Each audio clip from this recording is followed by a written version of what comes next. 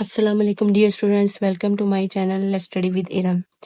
आज का स्टूडेंट जो हमारा टॉपिक है वो है डाइवर्टिकुला। डाइवर्टिकुला क्या है? बेसिकली डाइवर्टिकुला एक आउट पोचिंग है, एक पाउच फॉर्मेशन है इन योर म्यूकोजल और submucosal layer of your weak portion of your muscles in the esophagus. Esophagus के अंदर किसी भी पोर्शन में, वो चाहे उसका अपर पोर्शन है, मिडल है, या फिर नियर द फ्रेनिक मसल्स यानी आपकी डायफ्राम के नियर जो मसल्स हैं, वहां पे अगर उसकी म्यूकोजल या सब म्यूकोजल लेयर में कोई पाउच फॉर्मेशन हो जाती है तो उसको हम डाइवर्टिकुला बोलते हैं। ठीक है।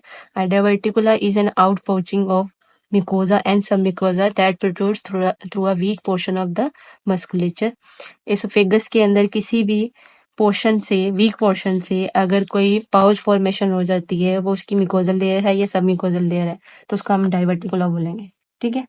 एरियाज ऑफ डाइवर्टिकुलम कौन से हो सकते हैं ये मैं आपको पहले भी बता चुकी हूँ। फिर फ्रेंजो एसोफेगल हो सकते हैं यानी अपर पोर्शन ऑफ एसोफेगस हो सकता है, मिड एसोफेगल एरिया हो सकता है, ठीक है, mid portion of the oesophagus, या फिर एपिफ्रेनिक नियर द डायफ्राम या lower oesophagus, the lower area of the oesophagus. ठीक है, अपर, मिडल एंड लोअर एसोफेगस, इन तीनों में से कोई एक एरिया में हो सकती है।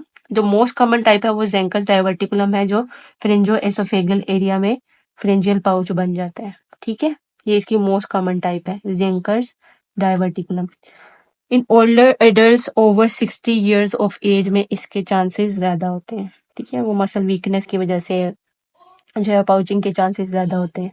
ठीक है, साइन एंड सिम्टम क्या होंगे? डिस्फेजिया होगा, डिफिकल्टी इन स्वेलविंग, रिगर्जिटेशन होगी, बैकवर्ड फ्लो होगा, ठीक है, फुलनेस इन द नेक होगी। अगर फिर ये फ्रिंजो एसोफेगल जो है वो पाउच फॉर्मेशन है, ऑब्वियसली नेक के अंदर फुलनेस की फीलिंग आएगी, बेल्चिंग होगी। और वो जो पाउच फॉर्मेशन होगी उसके अंदर बैक्टीरियल ओवर ग्रोथ की वजह से, ठीक है, फूड एकोमुलेशन की वजह से जो है वो बेल्चिंग के चांसेस होंगे। गर्गलिंग होगी, वो जो फूड फ्लूइड लिक्विड अकमुलेट हुआ है उस पाउच के अंदर, ठीक है, उसके अंदर जो है वो स्प्लैशिंग की वजह से गर्गलिंग साउंड्स आएंगी।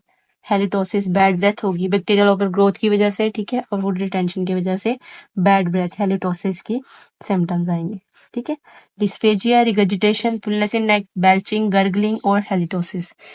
असेसमेंट कैसे करेंगे? डायग्नोस्टिक फाइंडिंग क्या होगी? बेरियम स्वेलो टेक्निक के थ्रू जो है वो हम कर सकते हैं, वो हम पहले भी पढ़ चुके हैं। बेरियम सल्फेट जो है वो हम पेशेंट को बोलेंगे इंजेस्ट करने को, देन हम उसका जो है वो फिल्म के थ्रू जो है वो उसके अंदर वाइट कास्टिंग से स्ट्रक्चर डिसऑर्डर जो है वो आइडेंटिफाई करने की कोशिश करेंगे। मैनोमेट्रिक जो है वो एक स्टडी है जो हम करते हैं रूल आउट करने के लिए कोई भी मोटर डिसऑर्डर है, वो चाहे स्वेलिंग डिसऑर्डर है, ठीक है, उसको हम आइडेंटिफाई करेंगे। आया इसके अंदर कोई स्वेलिंग डिसऑर्डर है, मसल के रिलैक्सेशन में डिसऑर्डर आ रहा है, ठीक है, या उसकी कंट्रैक्शन में प्रॉब्लम आ रही है, ठीक है, इसको हम आइडेंटिफाई कर लेंगे। मेडिकल मैनेजमेंट कैसे करेंगे? इसके लिए हम जो है वो पेशेंट को इंस्ट्रक्ट करेंगे कि फाइबर रिच डाइट ले। फाइबर रिच डाइट जो होती है वो प्रिवेंट करती है इन्फ्लेमेशन को आपकी गट के अंदर, ठीक है। लेग्जेटिव देंगे कॉन्स्टिपेशन को रिलीव करने के लिए। अब पेन किलर्स तो हम देंगे पेन को रिड्यूस करने के लिए। अब ये सारी मैनेजमेंट तब इफेक्टिव होगी अगर तो पेशेंट को डाइवर्टिकुलाइटिस नहीं है, अगर वो उसका जो डाइवर्टिकुला है वो इन्फेक्टेड नहीं है। अगर तो डाइवर्टिकुला इन्फेक्टेड हो गया है तो उसमें फिर हमने एंटीबायोटिक ट्रीटमेंट उसकी लाजमी करनी है, ठीक है। अगर तो आउट पोचिंग है तो फिर उसमें हम उसकी सिम्टोमेटिक ट्रीटमेंट करेंगे। लेकिन अगर वो इन्फेक्टेड हो गया, उसका डाइवर्टिकुलोसिस हो गया, तो फिर उसके लिए हम क्या करेंगे? उसके लिए एंटीबायोटिक्स जो है वो पेशेंट को रिकमेंड करेंगे। देन पेन किलर्स पे जाना ही जाना है, लेग्जेटिव देंगे कॉन्स्टिपेशन को रिड्यूस करने की ताकि मोटिलिटी डिसऑर्डर ना हो। एंटीस्पैज्मोटिक देंगे ताकि स्टमक क्रैम्प्स को रिलीव किया जा सके, स्पेसिटी को जो है वो हम कम से कम कर सकें, ठीक है। फाइबर रिच डाइट देंगे ताकि इन्फ्लेमेशन के चांसेस कम से कम हो, उसका जो डाइवर्टिकुला है वो इन्फेक्टेड ना हो, ठीक है। ये इसके मेडिकल मैनेजमेंट। सर्जिकल मैनेजमेंट में हम कौन से मैन्योवर्स कर सकते हैं? डाइवर्टिकुलेक्टमी कर सकते हैं, ठीक है। इसमें यह सिंपली डाइवर्टिकुलेक्टमी में हम सर्जिकली रिमूव कर देंगे जो आउट पाउचिंग बनी हुई है, ठीक है, जो पाउच फॉर्मेशन हुई है उसको रिमूव कर देंगे, ठीक है। मायोटमी में हम क्या करेंगे? ये जो फ्रिंजो एसोफेगल जो है पाउच बन रही है, क्रिको एसोफेगल जो मसल है, ठीक है, इसको हम क्या करेंगे? वहां से कट कर देंगे ताकि वो जो स्पैज्म आया हुआ मसल के अंदर उसको रिलीव किया जा सके, ठीक है। जब वो उस मस्कुलेचर के अंदर स्पेस्टिसिटी को हम रिलीव कर देंगे तो वो पेशेंट के प्रीवियस सिम्टम्स को जो है वो फिर से कंट्रीब्यूट नहीं करेगा, ठीक है, उसके लिए इजी हो जाएंगे। एनजी ट्यूब इंसर्ट करेंगे at the time of surgery. X ray study हमने करनी है साथ साथ ताकि हम देख लें सर्जरी के बाद कोई लीकेज ना हो, ताकि पेशेंट का फूड एंड फ्लूइड इनटेक जो है वो हम रिस्टोर कर सकें। ठीक है।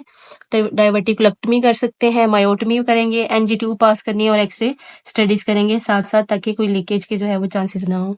ठीक है। ये थी आज का हमारा टॉपिक डाइवर्टिकुला, जिसमें हमने डेफिनेशन, उसके एरियाज ऑफ डाइवर्टिकुलम देखे हैं, साइन एंड सिम्टम देखे हैं।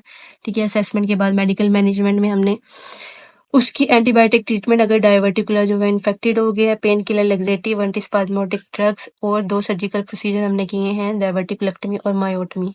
ठीक है। इसके साथ हमारा टॉपिक होता है आज का खत्म। इसको अच्छे से पढ़िएगा। Take care of yourself. अल्लाह हाफिज़। Bye bye.